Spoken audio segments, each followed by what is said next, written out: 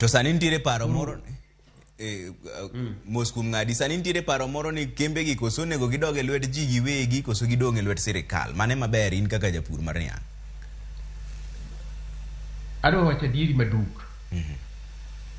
Ing'e ni jopur chai nigi gimiluongo ni Kenya Tea Development Authority, ma jok mapuro chai nigi duol e Kenya Tea Development Authority. Jopur kahawa nigi Kenya Planters Cooperative Union. To kochopo kar kembe mag niang' mani thurwa ka, to koro imanyo ne jaindi mondo kawe. Gionge gi confidence ni japur niang' bende nyalo bedo wuon kambi. Kech mane shida manitie. Wan kochopo karwa kati nyiso ni un liwuru, un onge gimung'eyo. Un wakelo ni jaindi dhi bedo jatend kambi une.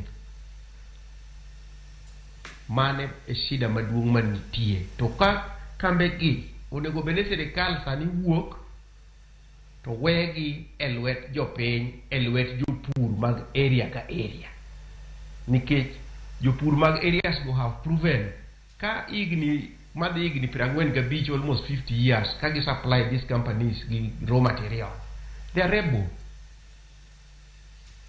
Mauna ni sani gidonga donga. To samoro